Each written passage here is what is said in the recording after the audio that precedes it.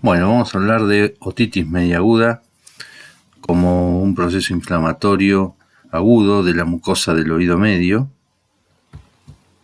Es decir, que la otitis media aguda se ha definido como un proceso inflamatorio del oído medio cuya resolución se produce en un plazo de tiempo no superior a 3 semanas. El proceso inflamatorio que dure entre 3 semanas y 3 meses podemos hablar de procesos inflamatorios subagudos, y cuando es mayor a los 3 meses de procesos inflamatorios crónicos.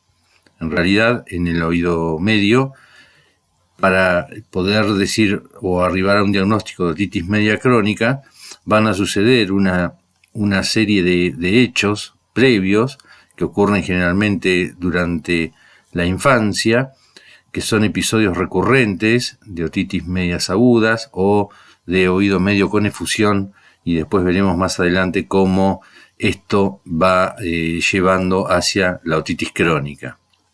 En general, la otitis media aguda es un proceso que se cura, es decir, que va a la restitución ad integrum, a la reparación de la membrana timpánica y de toda la estructura del oído medio. Entonces, está caracterizado por la presencia de derrame en el oído medio, de rápido comienzo y con signos de inflamación. Acá tenemos entonces un esquema: el conducto auditivo externo, la membrana timpánica, la cadena osicular, la caja del tímpano, la trompa de Eustaquio, y acá lo mismo, pero ya el oído medio, en vez de aire, está ocupado por un exudado, en este caso un exudado de tipo purulento. La frecuencia de aparición de la otitis media aguda es más elevada, o digamos, es más frecuente en niños, dada también por la condición anatómica que ahora vamos a ver de la trompa de Eustaquio. La prevalencia aumenta, es decir, durante el primer año, un pico máximo en los niños de 1 año, y va a disminuir hacia el segundo o tercer año de vida. Acá tenemos más o menos algunos porcentajes: un 60% de niños han padecido un cuadro de otitis media aguda antes del año de vida. El 80% por lo menos va a tener una otitis media aguda antes del segundo año de vida. Y un 46% ha tenido 2 o más episodios antes de cumplir los 3 años de vida.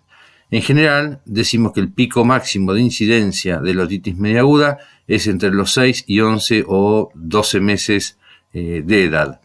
Y después aparece un nuevo pico entre los 4 y 5 años, o los 3 a 5 años, que coincide también con la escolaridad. Acá tenemos la diferencia entonces entre lo que es la trompa de Eustaquio de un niño y de un adulto. La trompa de Eustaquio en los chicos es más horizontal, ¿sí? No tan oblicua como en el adulto, es más horizontal, más corta, más ancha. En el adulto es un poco más finita, oblicua, más larga. Por lo tanto, en los chicos los procesos rinosinusales rápidamente pueden trasladarse hacia el oído medio, a diferencia del adulto, entonces, por esta cuestión anatómica que tiene la trompa de Eustaquio. Siguiendo con la epidemiología, vamos a decir que hay factores ambientales y factores del huésped. Dentro de los factores ambientales tenemos la asistencia a guarderías, la lactancia materna ausente o menor a 3 meses, y exposiciones a tóxicos ambientales, como bien puede ser el humo del tabaco y los meses de invierno. Esto relacionado con las infecciones de la vía aérea superior. Factores del huésped, factores genéticos, predisposiciones hereditarias. Generalmente hay chiquitos que tienen antecedentes familiares o historia de hermanos con otitis. Las inmunodeficiencias, alteraciones a nivel del sistema inmunológico, la atopía o alergia, el reflujo gastroesofágico, en algunos casos eso tiene que ver con la alimentación y la posición de alimentación, y las malformaciones congénitas, que en general son problemas a nivel del paladar, el paladar blando, que es donde se insertan los músculos periestafilinos, que tienen que ver con la funcionalidad de la trompa de Eustaquio, o también el síndrome de Down, con procesos rinosinusales recurrentes. Entonces dijimos como definición que es la inflamación aguda de la mucosa del oído medio, Y la etiología de la otitis media aguda, tenemos acá los agentes que pueden ser virales, es decir, virus, la etiología viral, bacteriana o por agentes físicos o químicos que actúan como irritantes e inflamatorios. Bien, en la microbiología, en general, la otitis media aguda se considera como una infección bacteriana, pero no debemos olvidar que hay o que existen infecciones de tipo viral, es decir, agentes víricos implicados no solo en la infección de la vía aérea superior, sino que también en la del oído medio. Estos virus van a producir citoquinas, mediadores químicos de la inflamación, y van a alterar el funcionamiento de la trompa de Eustaquio, favoreciendo también la adherencia bacteriana en la nasofaringe, los cuales son factores claves para el desarrollo de la otitis media aguda. Acá tenemos algunos virus, ¿sí?, que actúan. Hay algunos estudios donde se han obtenido por técnicas de PCR y proteína C reactiva que en más del 40% de los derrames en pacientes con otitis media aguda contienen partículas víricas, y en general son estos los virus que pueden estar actuando en la otitis media aguda: el virus sincitial respiratorio, el virus parainfluenza, rinovirus, influenza, enterovirus y adenovirus. Es decir, virus que actúan también en la vía aérea superior, a nivel produciendo rinitis, rinosinusitis, faringitis. Ya pasando a las bacterias, vemos que hay una diferencia en las bacterias que actúan en la infancia y las que producen la infección en el adulto.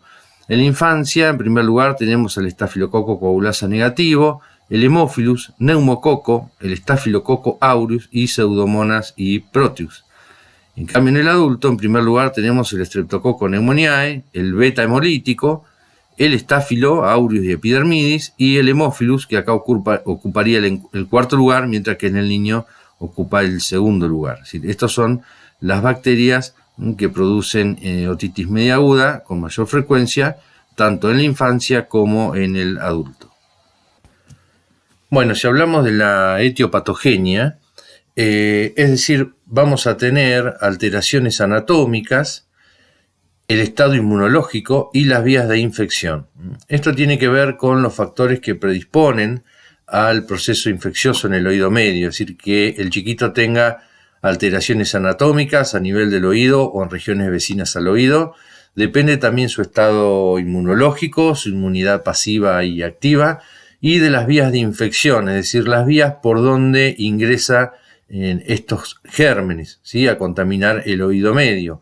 Por vía tubárica, que es la vía más frecuente, a través del conducto auditivo externo, tiene que existir en estos casos una perforación de la membrana timpánica, por vía sanguínea, como bien puede ser en algunas enfermedades infectocontagiosas de la infancia, y mucho más raro por vía meningia, es decir, que el paciente tenga una meningoencefalitis y que a través de ahí se produzca la infección del oído medio.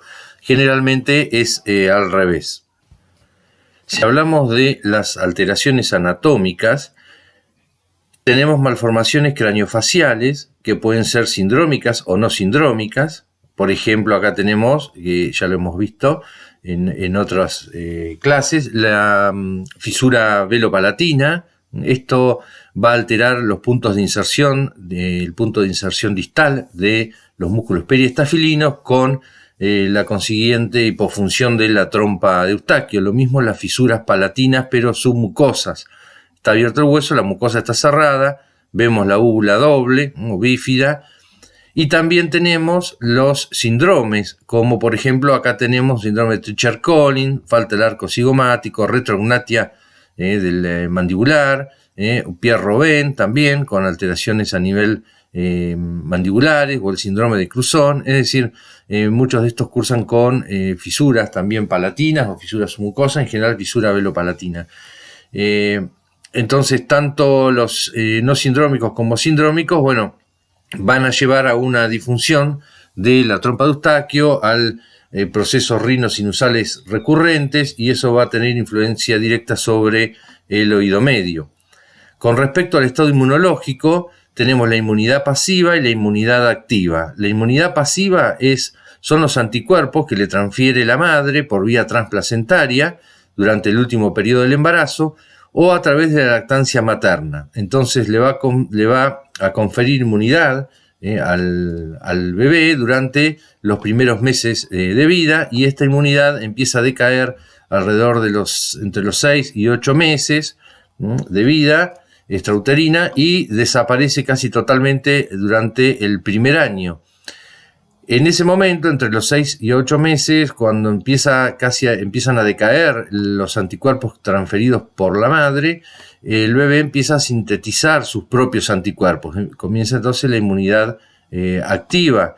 Y entonces tenemos ahí un periodo, una ventana donde está inmunológicamente expuesto, porque ya casi no tiene anticuerpos transferidos por la madre, y recién él comienza a sintetizar sus propios anticuerpos, que los va a sintetizar a través del contacto casual con gérmenes o a través de las vacunas. Acá tenemos las vías de infección, es decir, por dónde van a llegar los gérmenes. Lo más común es la vía tubárica, a través de la rinofaringe o nasofaringe. A través de la trompa de Eustaquio ingresan estos gérmenes, virus o bacterias, hacia el oído medio. La otra vía de infección es a través del conducto auditivo externo, pero en este caso tenemos que tener una perforación previa de la membrana timpánica. La otra vía es la hematógena, ¿sí? por sangre, como bien puede ser en algunas enfermedades infectocontagiosas de la infancia. Y más rara, la vía meningia, a través de la meninge, que la infección se traslade hacia el oído medio. En general, es al revés, es decir, un proceso inflamatorio agudo en el oído medio puede dar como complicación una inflamación de la meninge, es decir, una meningitis o una meningoencefalitis. Bien, ya dijimos entonces la importancia que tiene la trompa de Eustaquio en la ventilación del oído medio y la variación anatómica que existe, la diferencia anatómica que existe entre el niño y el adulto en cuanto a la dirección, al trayecto de la trompa de Eustaquio. En el niño es más ancha, en el adulto es más delgada, el adulto es más oblicua y en el chico más horizontal y más corta. La trompa de Eustaquio en general va a ventilar entonces el oído medio, va a equiparar las presiones entre el oído medio y el oído externo, va a proteger de las secreciones nasofaringias y va a drenar secreciones del oído medio. En el oído medio se produce moco, pero es producido por células caliciformes, no como en la vía respiratoria, que es producido por glándulas mucosas. El moco del oído medio, producido, repito, por células caliciformes, es mucho menos viscoso. Si aparecen glándulas en la mucosa del oído medio, ya estaríamos hablando de una metaplasia mucosa, de cambios en la mucosa del oído medio que llevan a ese oído medio a la cronicidad.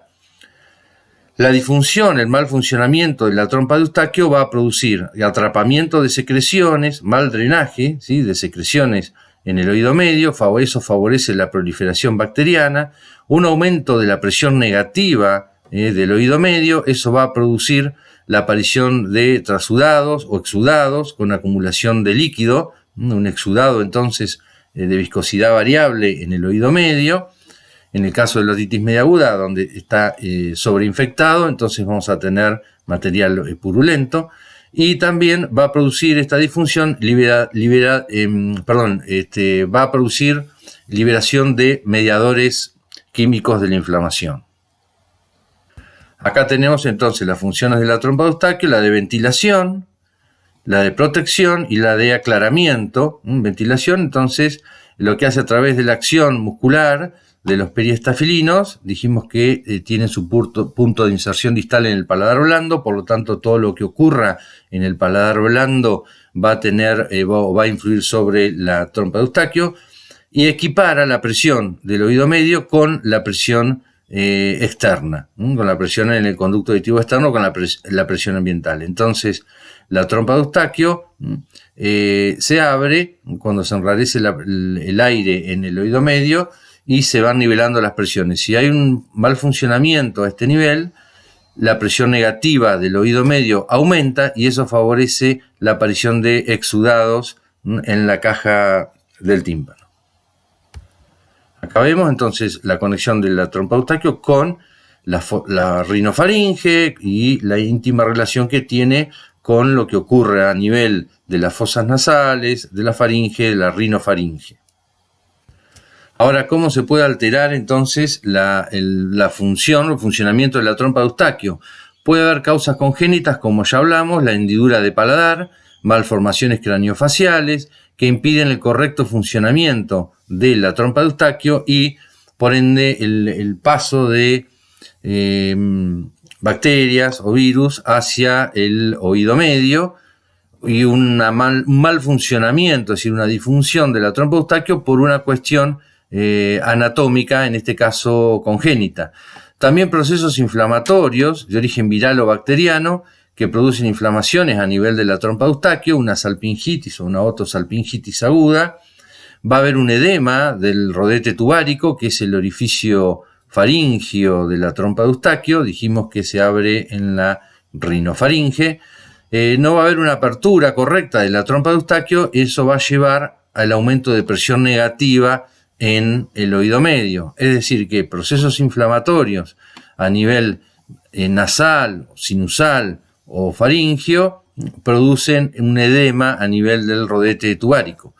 Y causas mecánicas por obstrucción, puede ser por una hipertrofia adenoidea o tumores malignos, pólipos, o patología o que ocluya entonces el rodete tubárico. En general, todos los procesos inflamatorios en el chiquito, rinosinusales y rinofaringios o las adenoiditis, hay un drenaje linfático hacia tejido que es peritubárico, y también tenemos tejido linfático, hay una amígdala que es la amígdala de Herlach, produce un edema entonces, como les decía, alrededor del orificio tubárico y una obstrucción de la trompa. La otitis media aguda va a pasar por 4 estadios en general. En primer estadio es el estadio congestivo, después viene el estadio supurado, el de supuración abierta y el de reparación o restitución ad integrum o regresión. Es decir, que la evolución natural de la otitis media aguda es hacia la curación con la restitución ad integrum o total de la membrana timpánica. Acá vemos una otitis media aguda, un esquema, una inflamación de la membrana timpánica, del oído medio y ya con exudado en la caja. Estos son los diversos estadios. Entonces, el estadio congestivo, donde vamos a ver una membrana timpánica eritematosa con aumento de la vascularización superior y la vascularización que sigue el mango del martillo. Después viene el estadio supurado, donde vemos acá, por transparencia, pus en el oído medio. Esto va en aumento, se produce un abombamiento de la membrana timpánica. En esta etapa tienen una otodinia intensa, es decir, un dolor de oído importante, hasta que drena, se perfora y empieza a drenar. Y acá aparece la otorrea y le calma inmediatamente el dolor, es decir, que cede la otodinia. Y después va al estadio de reparación o restitución ad integrum. Ahí vemos que se empieza a cerrar, queda una perforación muy chiquita hasta que se resuelve por completo. Queda una membrana timpánica como si nada pasó, o una zona más delgada. En algunos casos, cuando hay otitis medias agudas recurrentes, pueden quedar algunos focos de timpanosclerosis. Entonces, esa es la evolución natural de una otitis media aguda simple. El estadio congestivo, supurado, supuración abierta, que es cuando drena y el oído empieza a supurar, aparece la otorrea.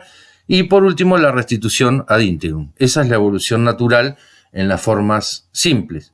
Pero en el curso de una otitis media aguda pueden aparecer complicaciones. Dentro de estas complicaciones tenemos la mastoiditis, que es un proceso inflamatorio, infeccioso en la mastoides. La característica que tiene es que hay destrucción de las trabéculas óseas, como vemos en esta imagen, con un absceso. Es decir, es un absceso mastoideo, acá está exteriorizado, se llama mastoiditis de Bessel, y se da borramiento del surco retroauricular, el pabellón auricular se va hacia adelante, persistencia de la fiebre y acá un dolor intenso. La petrocitis, que es otra complicación que puede aparecer, o la laberintitis.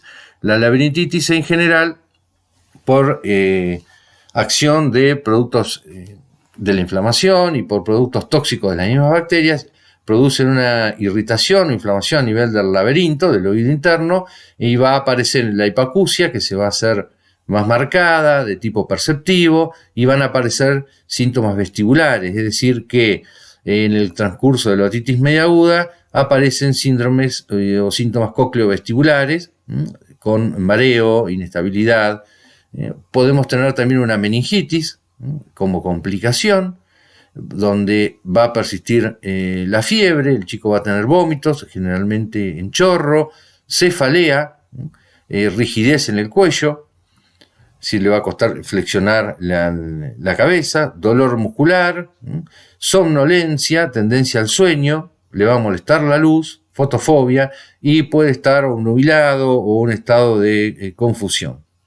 Y ya otros casos como por ejemplo abscesos a nivel cerebral, o en este caso, con lesiones purulentas a nivel cerebral, los abscesos cerebrales. Entonces, en el transcurso de una otitis media aguda pueden aparecer alguna de estas complicaciones. ¿Cómo es el cuadro clínico? Tenemos los síntomas básicos de la otitis media aguda, que están en lo que es en las formas simples. Tenemos el periodo de estado, el periodo de declinación y el de restitución ad integrum. ¿Sí? Esto ocurre en las formas simples y va a aparecer esta sintomatología: otorrea, supuración de oído; hipoacusia de tipo conductivo, van a tener autofonía, sensación de oído ocupado; la otodinia intensa; y la fiebre. Cuando aparece la otorrea, cede la otodinia, calma el dolor y baja la temperatura. Eso es característico. Al drenar el oído medio, entonces estos síntomas empiezan a disminuir. Puede haber otros síntomas como astenia, decaimiento, dolor mastoideo. A veces el dolor mastoideo no quiere decir que sea una mastoiditis. Para que tenga una mastoiditis tiene que haber destrucción de las trabéculas óseas. Vértigo, si aparece vértigo, dijimos, hace sospechar en una laberintización de la otitis media aguda, o meningismo, como fotofobia, cefalea, un estado de obnubilación o vómitos en chorro. Los síntomas básicos, entonces hablamos de la otorrea, cuando se perfora. La otorrea, dijimos que cuando aparece la otorrea disminuye la otodinia, calma el dolor, pero el oído empieza a supurar. A veces puede también haber sangre, es decir, una otorragia. La hipoacusia, al estar ocupado el oído medio por un exudado y más la inflamación de la mucosa de la caja, va a dar una hipoacusia conductiva, con la aparición de un gap. Acá tenemos los umbrales, ¿sí? En 40, 35, 40 decibeles de gap. Esto está, la vía ósea está bien, y tenemos un gap, una hipoacusia entonces conductiva. En general, resumiendo, la clínica es un chiquito que está con un cuadro respiratorio de vía aérea superior, puede ser una infección viral o bacteriana de la vía aérea superior, que comienza con otodinia, con dolor intenso, que va en aumento, que puede ser pulsátil, acompañado de hipoacusia, con acúfenos, como lluvia, como viento, como vapor, es decir, son de tono grave. Y en un momento aparece entonces la otorrea, la supuración o salida de material purulento a través del conducto auditivo externo, que puede ir o no acompañado de sangre. Y acá lo que dijimos recién, que la aparición de la otorrea, cuando aparece la supuración, cede el dolor, la otodinia y la fiebre. Esto es importante porque incluso sirve para hacer diagnóstico retrospectivo, es decir, cuando a veces vemos al chiquito ya, cuando ya pasó el cuadro y la madre nos cuenta, bueno, podemos interrogarlo y tener en cuenta esto como para ver si realmente fue una otitis media aguda o fue una otitis externa, ¿sí? Entonces es importante que tener en cuenta que estuvo con un cuadro catarral de vía aérea superior, que estuvo con mucho dolor de oído y fiebre, y que cuando supuró el oído, cuando apareció la otorrea, disminuyó el dolor y la temperatura corporal. La exploración física, vamos a hacer una evaluación, bueno, con obviamente lo que dijimos recién, síntomas y signos de infecciones respiratorias. Va a estar congestionado, con moco, con rinorrea, puede tener una faringitis, laringitis. El signo del trago es cuando comprimimos el trago, entonces hace presión de aire dentro del conducto y le aumenta el dolor. A la otoscopía vamos a ver un enrojecimiento de la membrana timpánica, eritema, depende del estadio que cuando lo vemos, ¿no? Podemos ver el estadio congestivo, la membrana timpánica congestiva, o abombada, o perforada, o a veces con derrame en el oído medio que podemos ver por transparencia. En el caso de la exploración funcional, como hay una inflamación del mucoperiósteo de la caja timpánica, de la cadena osicular en la membrana timpánica y hay líquido en un exudado en el oído medio, vamos a tener la prueba de RIN negativa, es decir que la vía ósea va a ser mayor que la vía aérea, el tiempo de percepción por vía ósea mayor al tiempo de percepción por vía aérea. El Weber va a lateralizar hacia el oído afectado y vamos a tener una hipoacusia conductiva leve con un gap, la vía ósea bien y la vía aérea descendida, con la aparición entonces de un gap. En algunos casos puede haber caídas, sobre todo en frecuencias superiores, en frecuencias de 8000, 20000 Hz, es decir, frecuencias altas, si es que hacemos una audiometría tonal supraliminar. Esto es por el paso de sustancias tóxicas desde el oído medio al oído interno. En general, no es necesario, no se hace. Lo mismo estos estudios suelen hacerse posterior a la otitis media aguda, como vamos a ver ahora más adelante. La otitis media aguda del lactante lo consideramos, o a veces lo hablamos aparte, debido a las características que tiene. Dijimos esto, la característica anatómica de los lactantes, la trompa de Eustaquio es más horizontal, ¿sí? Más corta, más ancha. Esto favorece el paso de secreciones desde la nasofaringe al oído medio. Los gérmenes habituales es el Streptococcus pneumoniae y el Haemophilus, son los más frecuentes. Y en general, si no hay una buena respuesta al tratamiento, se conviene hacer un drenaje. Está indicado hacer una miringocentesis cuando hay persistencia de la fiebre, del dolor y del abombamiento de la membrana timpánica. En algunos casos hay que hacer una miringocentesis, cuando está esa tríada, que es perforar la membrana timpánica para que drene. Sería como drenar un absceso. La toma de leche, el amamantamiento en posición de cúbito supino, favorece el paso de leche hacia la rinofaringe con la irritación del rodete tubárico, produce edema y obstrucción y disfunción de la trompa de Eustaquio. También durante la alimentación, ¿sí? Realizan presión negativa importante, sobre todo con el biberón, con la mamadera. La lactancia materna lo que tiene que aporta una serie de factores que potencian el sistema inmunológico del niño. Y esto es importante, como son lactantes, es decir, no van a decir que les duele o que siente tapado, sino que una característica es que el chiquito va a estar con fiebre y irritabilidad, incomodidad, no se va a querer alimentar, llanto persistente, es decir, ante estas manifestaciones, fiebre, bueno, hay que mirarle el oído, hay que hacer una otoscopía, donde vamos a ver los signos que ya nombramos anteriormente, en el estadio congestivo o en el estadio supurado. La membrana timpánica aparece muy verticalizada, la par flácida parece la continuación de la piel del CAE. Esto es por la característica anatómica que tiene la membrana timpánica en los chicos, está mucho más oblicua que en el adulto. ¿Cómo hacemos el diagnóstico? Entonces, con el interrogatorio, el examen otorrinolaringológico, que hablamos recién, con la otoscopía y los síntomas básicos, formas clínicas particulares, como dijimos la gripe, el sarampión, escarlatina, tos convulsa, es decir, enfermedades infectocontagiosas de la infancia. Y con respecto al tratamiento, se utilizan antibióticos, en el caso de las infecciones bacterianas, analgésicos y antiinflamatorios. Se pueden utilizar antiinflamatorios esteroideos, como son los corticoides, controvertido por algunos lo usan, otros no. Y la evolución del pronóstico es, dijimos, a la restitución ad integrum, a la reparación de la membrana timpánica y a la recuperación del oído medio, con un buen pronóstico de no mediar alguna de las complicaciones enumeradas anteriormente. Ahora, en el caso cuando el paciente está con dolor de oído, con otalgia, o si es un adulto, ya habíamos hablado de esto, la otalgia, que es un dolor reflejo, un dolor referido al oído, un dolor que se genera en cercanías al oído, pero que es referido al oído.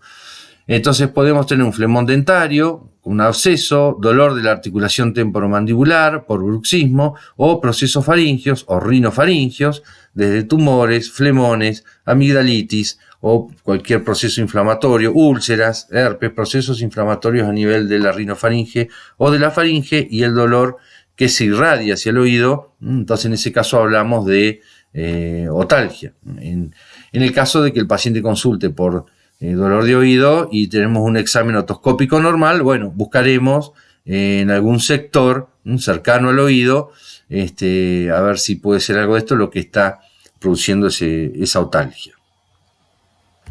También tenemos que diferenciarla de lo que es la meningitis bullosa, una inflamación de la membrana timpánica, nada más.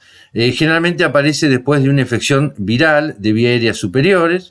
Aparece una ampolla, ¿sí?, con contenido seroso, como suero, o hemorrágico, o serohemático, se puede infectar. Lo que tiene la meningitis bullosa, un dolor importante, otodinia intensa, de comienzo brusco, y pérdida de agudeza auditiva con sensación de oído tapado.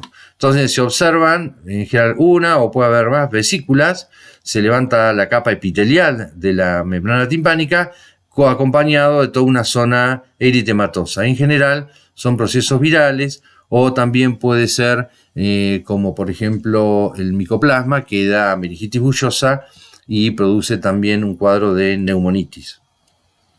Y otra entidad que tenemos aparte es la otitis media aguda necrotizante. Lo que tiene la otitis media aguda necrotizante no tiene la evolución de la otitis media aguda simple, sino que hay destrucción y necrosis de la membrana timpánica, de la cadena osicular, y puede producir osteitis mastoidea con compromiso del oído interno. Entonces, si nosotros vemos en la evolución de la otitis media aguda, acá tenemos un cuadrito donde vemos el porcentaje de niños con otitis media aguda y abajo las semanas de evolución. Entonces, ¿qué observamos acá? Sobre el derrame, ¿sí?, que a veces puede persistir un exudado o derrame en el oído medio luego de una otitis media aguda. A las 2 semanas tenemos un 75% de posibilidades, a las 4 semanas un 40% y a las 12 semanas un 10%. ¿Esto qué quiere decir? Que después de tratar un cuadro de otitis media aguda, se debe hacer una evaluación otorrinolaringológica y audiológica, donde la fonoaudióloga va a tener que realizar estudios complementarios como es la audiometría tonal y la impedanciometría, justamente por esta posibilidad de persistencia de derrame o de exudado en el oído medio, y que muchas veces cursa asintomático, y a veces podemos ver una otoscopía o tener una otoscopía, una imagen relativamente normal, o una membrana timpánica levemente despulida, sin brillo, y tener un derrame en el oído medio. Y en otros casos vemos niveles hidroaéreos o burbujas en el oído medio. Acá tenemos, por ejemplo, una imagen de un oído medio con efusión. En la otoscopía, a través de la membrana, vemos niveles hidroaéreos, burbujas, y esto que es contenido líquido, un exudado, entonces, en el oído medio. Generalmente es seroso, o puede ser mucoso, depende de la evolución, pero puede haber persistencia entonces de un exudado después de una otitis media aguda. Por eso que hay que realizarle estudios audiológicos. ¿Qué estudios vamos a realizar? Una audiometría tonal, depende de la edad del paciente, si se puede realizar o no. Recuerden que es un estudio subjetivo. En el caso de que sea un chiquitito, no se puede realizar una audiometría. Y bueno, vamos a hacer únicamente la timpanometría. Si podemos hacer los dos, mejor. La audiometría tonal, vamos a ver un derrame que ocupa la caja del tímpano, ¿sí? En realidad lo que vamos a observar que es la hipoacusia, ¿sí? Una hipoacusia conductiva con 20 decibeles más o menos mínimo de gap, 20, 30 decibeles de gap, ¿sí? Entonces en la audiometría tonal después que este paciente se trató por una otitis media aguda y está sin dolor y la membrana timpánica cerrada con restitución ad integrum de su membrana timpánica, le hacemos una audiometría y si persiste derrame en el oído medio nos vamos a encontrar con esto, una hipoacusia conductiva con un gap entre 20 a 30 decibeles, ¿sí?, de gap. Esta es la vía ósea, ¿sí?, el oído izquierdo está normal, esta es la vía ósea del oído derecho y esta es la vía aérea del oído derecho que está descendida y acá tenemos entonces un gap. Y en la timpanometría o en la impedanciometría, ¿qué vamos a encontrar? Si hay un exudado en el oído medio, vamos a tener una curva plana, esta que es tipo B de la clasificación de Scherger, con reflejo estapediano negativo, porque al haber líquido en el oído medio, la membrana timpánica no se mueve, entonces no va a variar su posición ante el estímulo sonoro, el reflejo se va a producir, pero no se va a mover la membrana, entonces el equipo no va a captar ese cambio de volumen por el movimiento de la membrana y va a marcar como reflejo estapediano negativo. Entonces, audiometría tonal, hipoacusia conductiva con un gap de 20 a 30 decibeles, con un timpanograma plano, con reflejo estapediano negativo y volúmenes dentro de valores normales, pensamos en un exudado en el oído medio. También podemos tener otro tipo de timpanograma, como este, desplazado el pico a las presiones negativas, que nos indican una disfunción tubárica, un oído medio mal ventilado, ¿sí?, con presiones negativas, pero que no tiene exudado, simplemente es una disfunción tubárica que persiste después del cuadro agudo. Esta curva, ¿sí?, la disfunción tubárica, sería tipo C de la clasificación de Scherger. Bueno, eso es entonces la otitis media aguda. Después vamos a ver qué ocurre cuando hay persistencia o qué factores pueden influir en la persistencia de exudado después de una otitis media aguda. Vamos a hablar del oído medio con efusión, de las otitis medias agudas recurrentes y cómo vamos en camino, o cómo el oído va en camino hacia la otitis media crónica, o cómo es que se produce entonces la otitis media crónica. Bueno, gracias.